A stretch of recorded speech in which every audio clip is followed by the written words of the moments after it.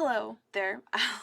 We are at another episode of Gail is refiguring out YouTube, including like where my eyes go. I realized in the last two videos that, I feel like I've been doing this for a while and I still can't remember where my eyeballs should go.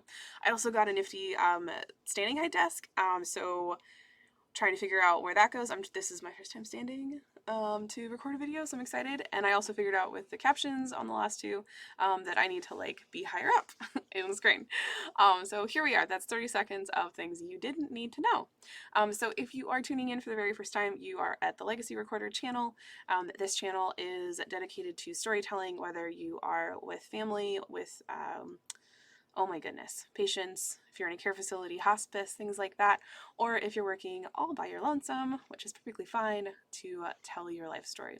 So this particular video is going to be all about why use storytelling to build rapport, and specifically why use storytelling as a volunteer to build rapport. So if you're not a volunteer and you're like, this video isn't for me, feel free to skip. There's lots of other videos on this channel to watch. If you are a volunteer and you're like, yes, this is me, this is what I want, fantastic. I think it's an incredible way to build rapport quickly.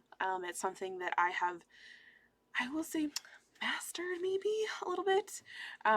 Being able to do that pretty quickly with just about everyone in lots of different situations. So there are a few things that come up specifically with volunteers, with what your restrictions are, whether there's HIPAA restrictions, things you're allowed to ask, things you're allowed to share or to know about from the person.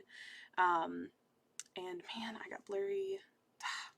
Silly recording. Oh well, I'm not editing this, so you just get to watch me suffer and be blurry, but that's going to be really annoying. Okay, anyhow. um, so, as a volunteer, you are already doing epically hard things.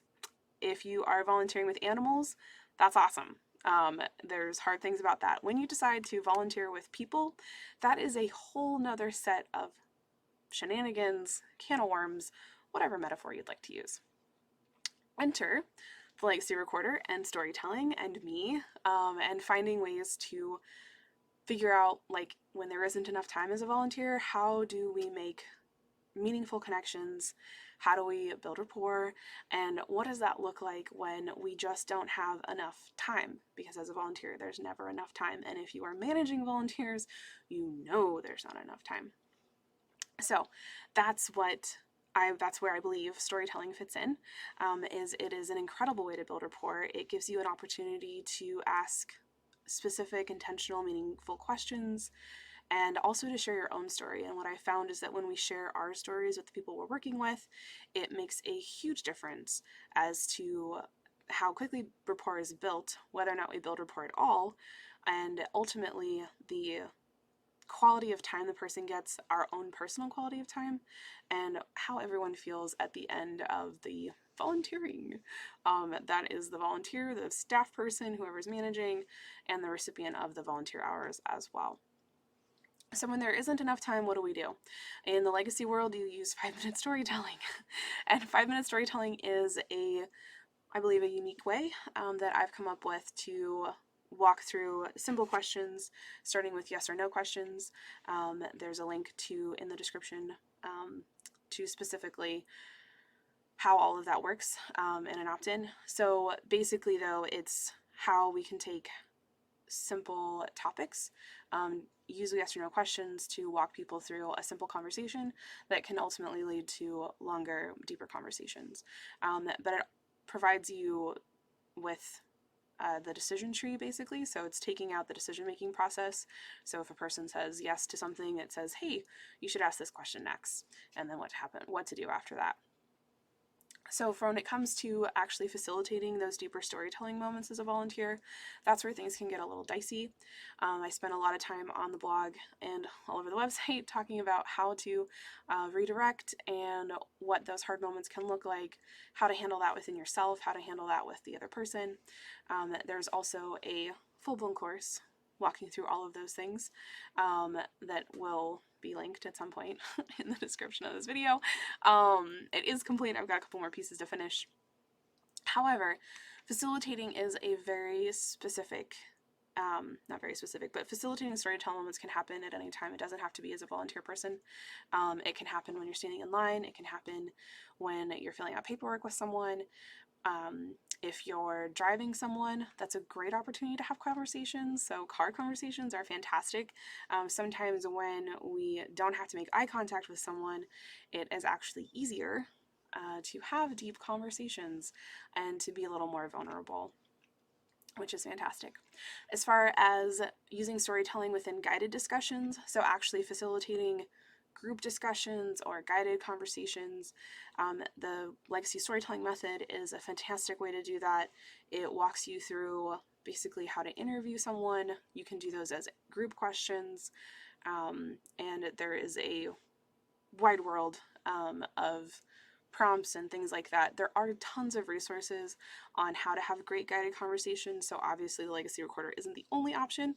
I happen to be quite good at it, so the resources I've created are based on my thoughts, process, intellectual property, those sorts of things. So I recommend my stuff. But anyhow, why guided discussions matter is that when you get a group of people together, you can get people who talk a lot, then you have some people who don't talk at all, and it can be hard to figure out, where to pull people in. And really, if you are matching, so like if you're a volunteer person and you're getting matched with someone, or that you work with, 2 or 3 people regularly, the guided discussions and group discussions are a great way to create cohesion within that group, and you can also build rapport between the people in the group. So then when you aren't there on site, or you aren't there doing your service hours or volunteering, those people can still carry on that connection, that rapport, and they're able to deepen their own relationships with each other. So I want to get to why using storytelling is, what's in it for you as a volunteer. It's a really incredible way to get to know someone, and in a lot of cases get to know yourself. I've found that people who use storytelling in their volunteer work, they get to know themselves better, they remember things that they wouldn't necessarily have thought about, and they also discover new pieces of themselves based on hearing other people's stories. So it's an incredible way to build rapport with yourself and create a deeper connection and relationship with your own person.